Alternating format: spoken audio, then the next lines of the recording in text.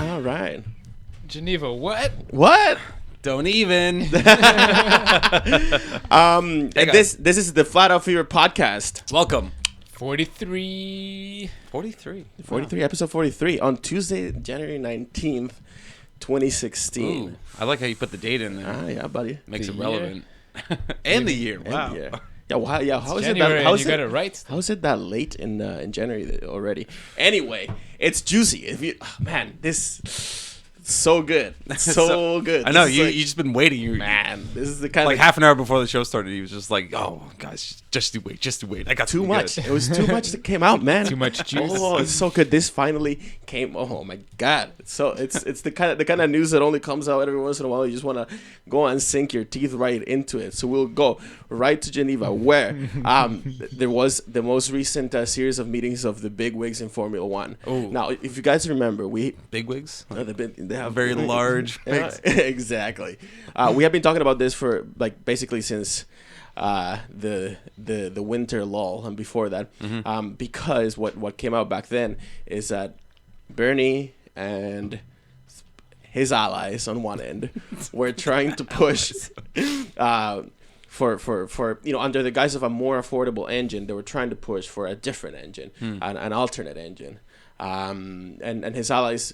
Particularly, his strongest ally is Red Bull. We already know this.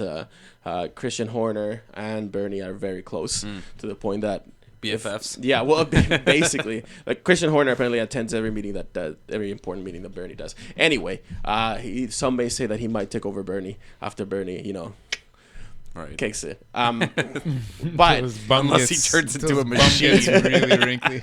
yeah, that's true. Half man, half Formula One car. His consciousness uploaded into the car. But so they came up with this proposal that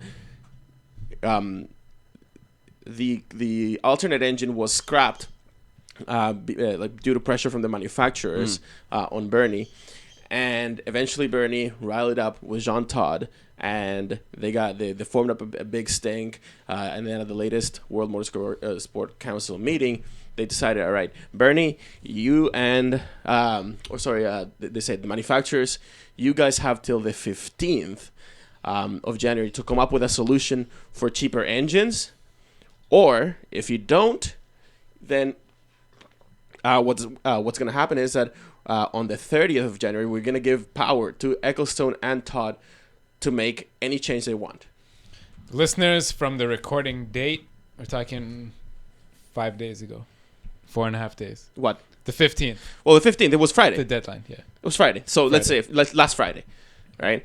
So last Friday was that deadline. But what had to happen that day was basically the representatives from the four manufacturers, Mercedes, Ferrari, Renault, and Honda, met exclusively behind closed doors in Geneva, I'm assuming, with That big green door we were showing. no, that is in France. Paris. Yeah, and I know, and this is significant too. So anyway, they met in Geneva, Right. in Switzerland, and it was basically so that the manufacturers showed Bernie their offer, and that meeting. A lot of people are talking about like what came out of like the meetings that happened yesterday and today, but that meeting on Friday was way more important than anything, because that's when it was decided. What just happened the last couple of days was just formalizing it and whatever, and making, writing it into law. But that meeting between the manufacturers and Bernie and Jean Todt exclusively, that's where the action happened. I imagine a lot of like cigars and old whiskey in very nice glasses. Or to the very least, probably a lot of yelling too. Yeah. as Yeah, you well. think so? Oh yeah. You don't think it's civilized? I would think so. Oh no, they call them the Piranha Club. Yeah. Holy shit.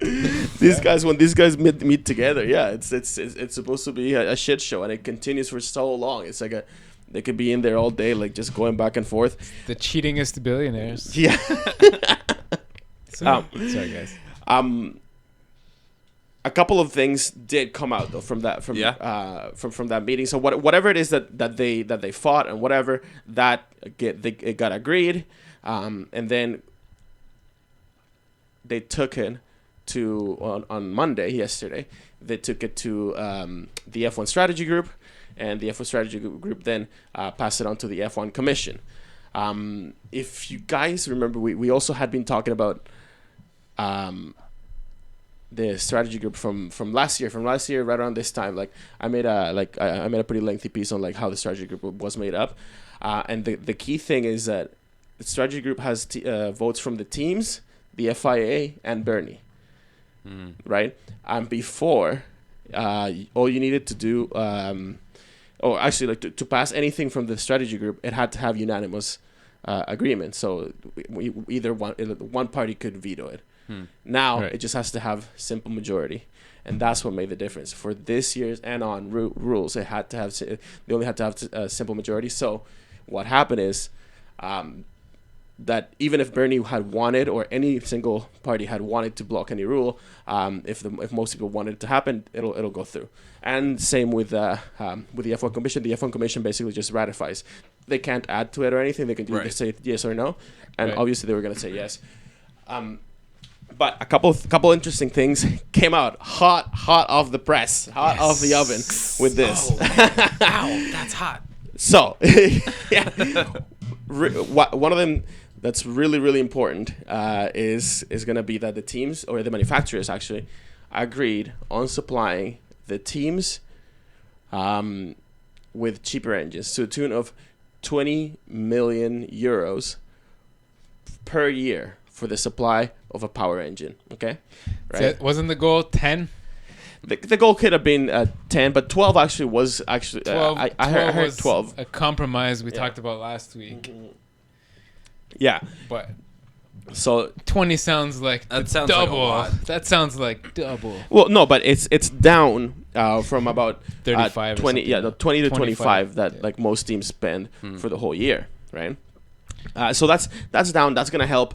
I don't know, some teams a lot, but some teams have budgets of like hundreds of millions. So yeah, if you hear that, I'm sure it does help. But and it is what some people want. Is it just like a one-time buy sort of thing, or yeah, is it like a subscription-based service? like a yearly a yearly contract where you like say 12 million over the year, but like the exchange of the money, like the fine details of that, like that's up to the lawyers to figure out. Right, and the reason I said 30 or 35 is so you take whatever, like the Renaults at the start of this year, you send a contract for a certain number of engines, but obviously people like us, people outside of a handful of people in the world get to see those contracts. Nobody. But say I sell you 4 engines, or 8, I guess. You got 2 cars for the whole year. You're allowed to use 4 engines. And you blow one up. Where's the 5th one come from? You got to keep driving, right? Right. And or you're just out. Yeah, look at like Red Bull there and Honda were into the 8s and 9s. Yeah. They're running out of names. Running out of Twitter accounts is getting tedious for them. So I have a question for all these personalities concerning 2017, because I know that's a big year for Formula One, where a lot of things are going to change. Now, how does that factor into that? You have a very concerned look on your face that worries me, and I don't think it was because of my question. No. Well, that's what these talks are about. Yeah. So the factors for 2017, the engine price. Well, that's what it's going to be. Yeah, and it's going to be a plan. Exactly. So for to supply as many engines as whatever team needs. Okay. Right. Cool. So this is. But I wouldn't buy that. The 5th, because there's been even talks floated of lowering the max engines from 4 to 3 for a season. Oh yeah. Right. And we'll get to that. We'll get to that. But if you blow those up and you get more and more likely to blow them up, the longer you try to run each one. It's an incentive for the teams to make it more reliable. To make it more reliable? Yeah. Okay, yeah. Yeah, right. And less crashes. But it doesn't sound like a capitalist billionaire's something that they No, would like to this- agree to. But listen, there's many layers to this. Okay, yeah. All right. We're just, I know this is your story. I'm playing the devil's advocate Yeah. Okay. All right. No. all, For sure. all morning. It's the mid-afternoon. So this kind of stuff, lower beer, Thank lower price for the engines, or for the power units. Okay. That's what a lot of people wanted. In theory, they said that's something that needs to happen. They need to be cheaper, right? Mm-hmm. Along with that, though, it is also some sort of a clause that is going to force the manufacturers to supply all teams. So every team has to have an engine. So there's not going to be any of this like Red Bull drama that like Red Bull for a little bit didn't have an engine or whatever. So Right. that's not supposed to happen. In Surface, again, that's something that, for example, that Bernie and Christian Horner were pushing through as well. Like, if anything, like, let's make it so that this doesn't happen again, or at least John Todd was promoting that. So that got passed through. And another thing what you said about the 3 or 2 or reducing it to 2 engines, that's actually something that Max Mosley was trying to say. Right. From Right. 4 to 3 now. Yeah. So if Everybody thought it was crazy. For those that don't know, 2014 there was a 5-engine limit. yeah, 15 we dropped to 4. and everybody was up in arms when it went 2000, down. 2016 again we will be at 4.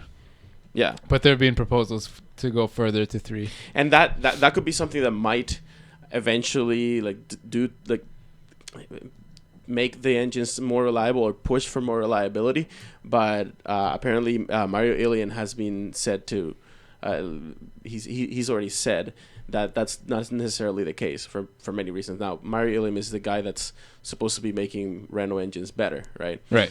On the outset of this, though, actually a couple other things that came out, it was that starting this year, teams are going to be restricted to 3 gearboxes per season.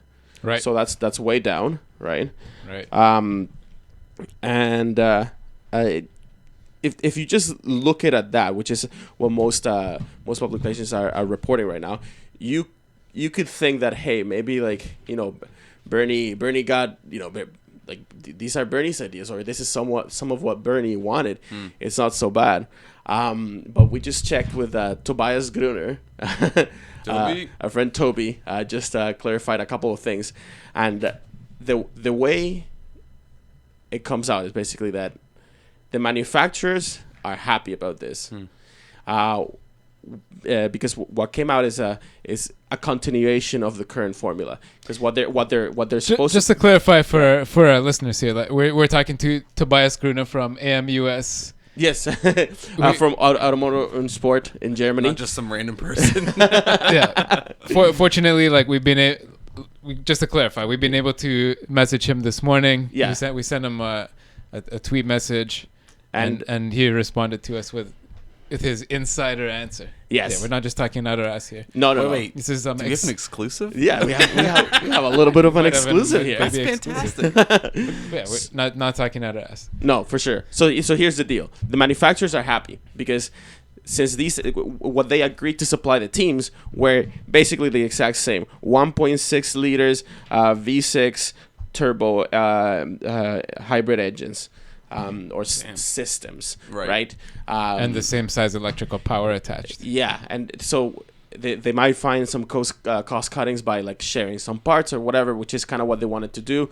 They were trying to like push the agenda that we already do this in the auto industry. Like we're gonna don't worry, like that there might be some opportunities there to reduce cost. So they're happy because they don't have to develop a completely new engine. They don't have to waste all that research and development that they spent, which is what they wanted. Mercedes is happy because they keep their advantage so far, right? Because the whole point is that right now, if it is the way it is right now, and you just extend that model, Mercedes is still gonna have the advantage next year and probably the year after even, right? Sorry, guys. All Right. good. So Mercedes is happy, and a lot of the teams, like they can afford to lose a bit of money, right? Like they're basically, all right, fine, here, let's have that cost reduction. Okay. So, since you've been our lead researcher on this topic, Yeah. so I am Toro Rosso. Mm-hmm. 2016, I'm running a 2015 Ferrari engine, Okay. right? Yeah. 2017 runs around, new regulations come into place. Uh-huh. Am I running a 2017 Ferrari engine? Is that the regulation? Or is Ferrari still free to sell me the 2016 or maybe even the 2015 at an even further reduced cost? If I think I can compete on the chassis or aero side and make it work. Listen, Save some money on the engine. We already know that the teams are allowed to run last year's engines. That already passed from the last World Motorsport Council meeting. That wasn't even in contention this time around. My devil's advocate point here from and just my desire to see more competition is there is no legislation written in that says any engine you sell has to be this year's. Correct. But if a team are. says I want to buy your engine, it must be made available. No, and that's Okay. where it comes. That's where that's where it becomes There's tricky. three distinct angles to look at this. Oh, absolutely. One point, and I don't think all three have been fully defined.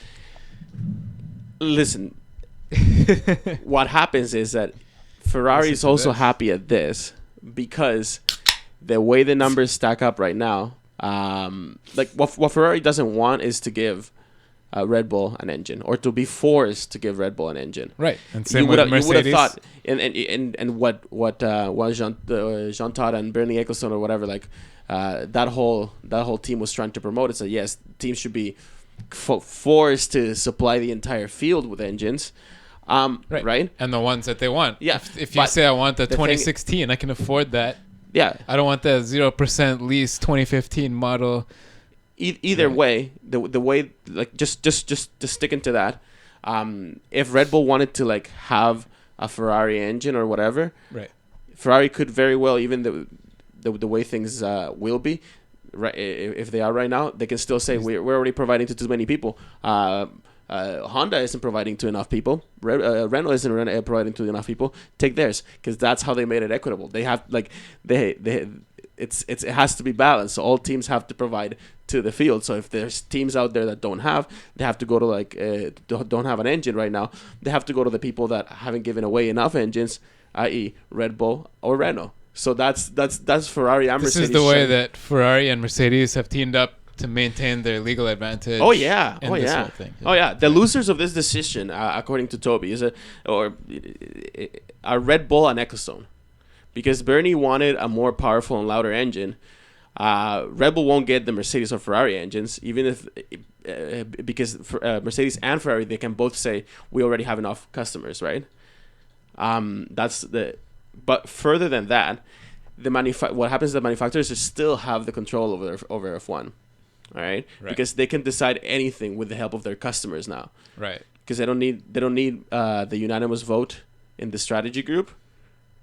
And what came out is that still the engine formula is too expensive and complicated for any like independent manufacturer to come in and like and say like, oh, I want to make an engine like a Cosworth. That's still not going to happen. That's what Bernie really wanted to happen. It still has to be somebody like Renault or Honda who's selling hundreds of thousands or millions of road cars.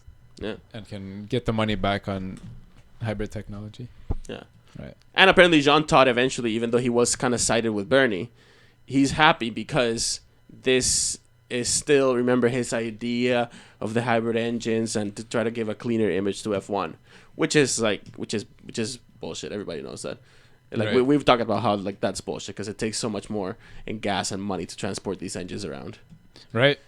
The lithium cost, the mining of lithium, blah, blah, blah, blah, all the way down. Yeah.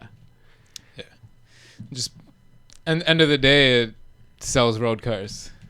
Yeah, that's the hope. Or will in a few years. In a few years, once maybe. This technology rolls out, improves itself. It's a bunch of interesting stuff because now you can see that Bernie at one point, and this was from way back, he had tried to call Ferrari's bluff the entire time and say like, whatever, if you want to leave, like, you want to come home for problems here. Like the manufacturers have too much power. That was his whole rhetoric, and he had been going hard and saying, and I would have thought that like he had a point. Like if they actually did take the case to the European Commission or to arbitration, they would have had some sort of a leeway. But actually, when we read about it, like when we talked about, remember that they can get away with doing anything as long as it's good for the show and good for the spectators. Right. That immediately alone gives a lot of power to Ferrari, right? So They are red. yeah, That's the color of party. exactly. And they don't want to leave. They didn't want to leave the sport, but Bernie didn't achieve what he really wanted, which was to bring back like to take back some control from the manufacturers. Right. Right. Which is pretty crazy. I mean, all of this has basically been leading to that. Another thing that they agreed is that they're not gonna touch these rules until 2020, or rather than the rules that they decide on 2018 are basically gonna stay pretty much static for 3 years until 2020. This, of course, is because all manufacturers, like there's this old saying, right, that like if you let the rules static for long enough, the field will bunch up. That is what they say, you know. That's what people up and down the F1 paddock. If you like watch enough F1 shows around now, there'll be somebody that's gonna say like, oh, you know, like if you let the regulation static for long enough, the field will bunch up. Is that necessarily true?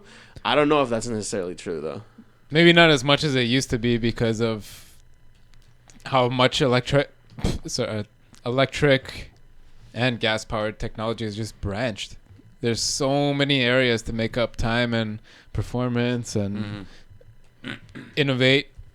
But what you're saying is interesting. Pat Simmons, the chief technical officer at Williams, yeah, he's been the first one to come out and say, because these new rules, the 2017 rules, are due to be set at the beginning of March, on the 1st of March.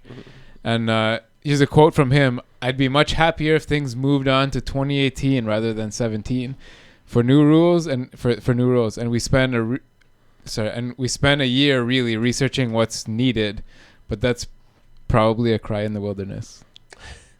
So basically, like they're gonna squash. There's two more big meetings coming up before the rules are set, before March 1st. In the next 6 weeks or so, 2 more big meetings. Well, that is when the World Motorsport Council meets. Right. And of course, yeah, everything that came out of Geneva is it goes to the World Motorsport Council for ratification. Right. They forward, and they're gonna do 2 more rules, but they basically moved beyond the fundamentals of the 2017 revamp. They've gone, according to Simmons here, they moved past the fundamentals. They're working on details. They've got 6 weeks and 2 more big meetings to really put down their proposals and solidify what they want to do to revamp the sport for 2017. He's saying we should push it back 2018, which is kind of what you've seen hinted also, right? Oh, yeah. So all this shit we've been talking about the past year might get pushed back 1 extra year.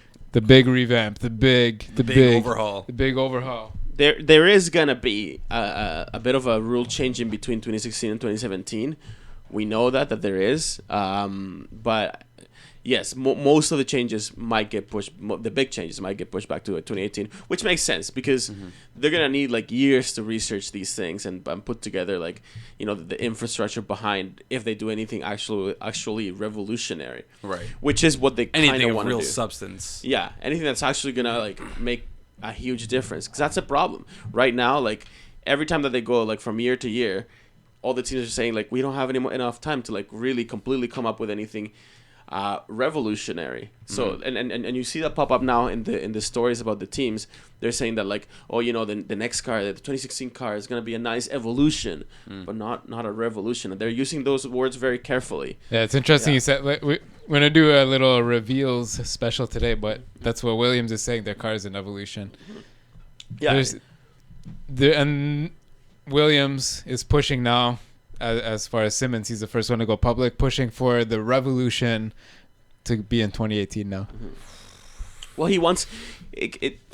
The idea is that they're basically gonna by opening up the rules, if you open up the rules enough, you can create something sufficiently different that the fact that it's such a different approach, it doesn't matter if everything around it works 100%. As long as like that one revolutionary idea works, it's gonna give you enough time to like build enough of a gap ahead, so that by the time the other teams catch up, you're already like that much further out, and like can explore and like, you know, can fix like whatever was wrong, or like whatever might have been wrong with everything else. But at the same time, that advantage is there for everyone. Everyone's hope is that we can get this gap, we can come up with an idea, we can jump ahead of everybody. Right. But if you have an idea, but if you have an you F1 gotta where get that idea. but listen, if you have an F1 where the manufacturers are running the show, right, which is basically now. What we have. Yeah, what we have right now, they're gonna try their darndest to not let that happen, because the manufacturers, if you're winning, you like to be winning. Then if you're You wanna winning, keep on winning. exactly, and winning makes sense. Yeah. You know what I mean? Like, Winning gets you money. yeah, exactly.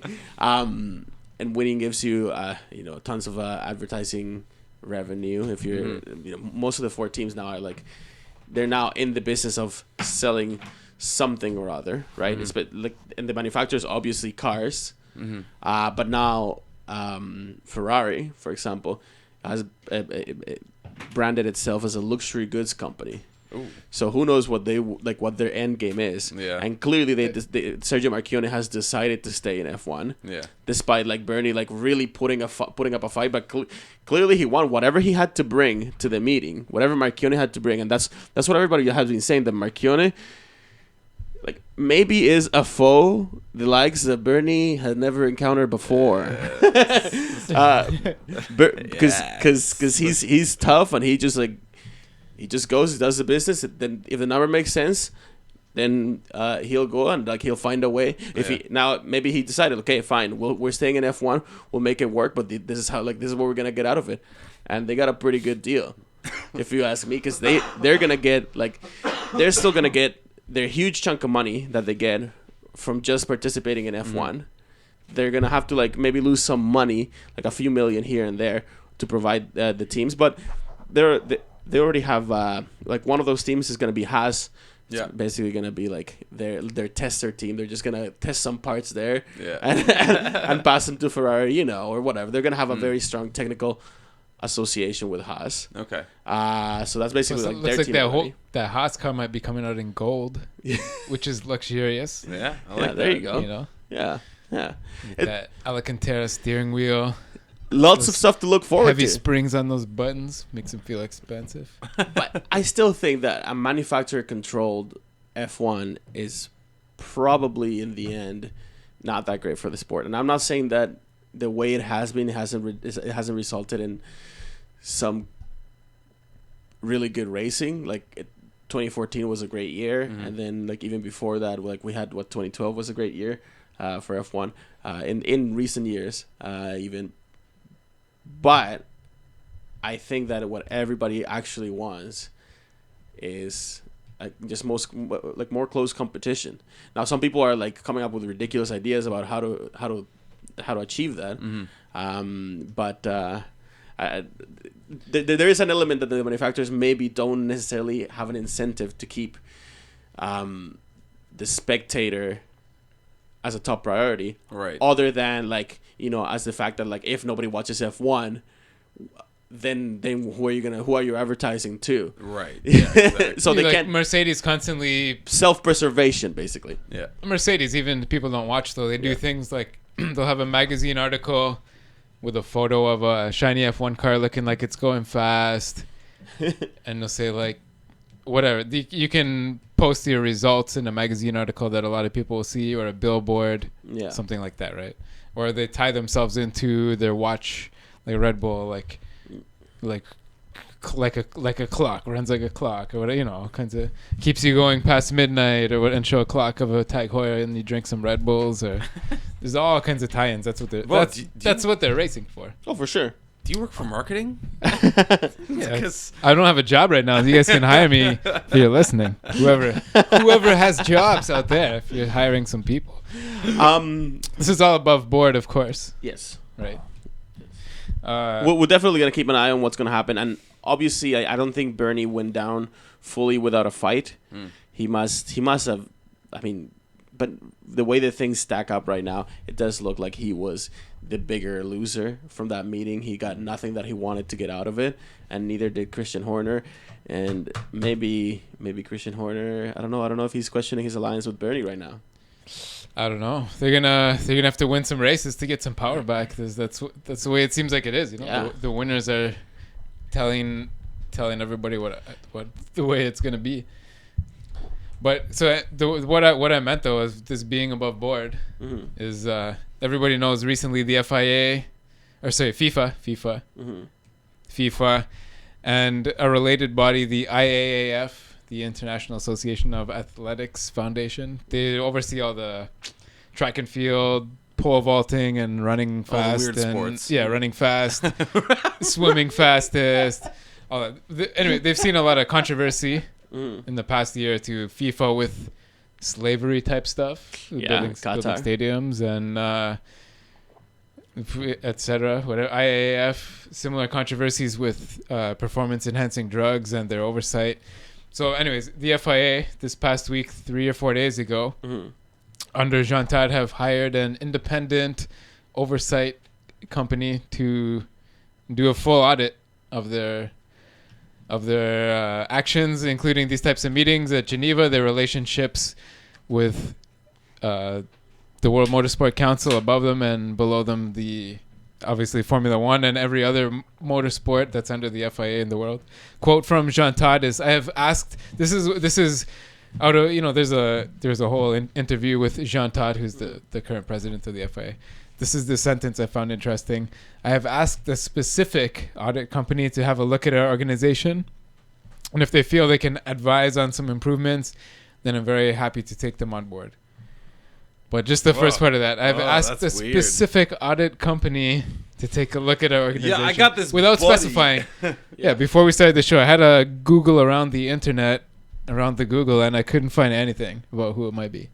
So really, maybe that'll come out. This is a new story. Independent auditors can be bought. Don't even Yeah, worry exactly. about it. The whole He's reason. asked a very specific one that he met back in college. They lived together for a few years. These guys will skew the numbers for everybody, from anybody and everybody. That's the whole reason apparently that that Greece got into Greece, country now in the shithole, and right now dragging all of Europe behind. Yeah. They weren't supposed to get into the European Union or the Eurozone. But then they hired this this audit company, independent audit company, third party, this third party to come by, do an assessment. Their assessment ignored a whole bunch of shit. They just willfully neglected to mention a bunch of facts and this place is a dump. Yeah, the outcome of it was that Greece eventually joined the euro, and now years later, look at what happened. Yeah. So obviously the two possible outcomes of this. Well, the whole situation really are that FIA is doing something below board and have hired their friends to jump the gun and get audited before they get audited. Allegedly. We have to say allegedly. Audit themselves before they get audited and prove that their structure is sound, etc. I think we're about to do the chop. Oh, the chop? Yeah. Okay. Yeah. I did pee.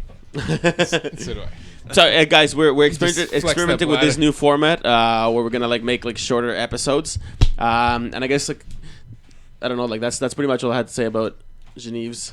Yeah, this is my final point. Basically, the FIA is auditing themselves before they get themselves audited. It's possible they're completely above board. Everything's cool, and their structure is sound and democratic, and everything's really cool. But it's possible that they want to hide some things, hired their friends to prove that they're cool, and take some suggestions, maybe a few soft ones, fix them publicly. Yeah. And duck and move a little bit. The most political sport in the world just became a little bit more political, as we always say.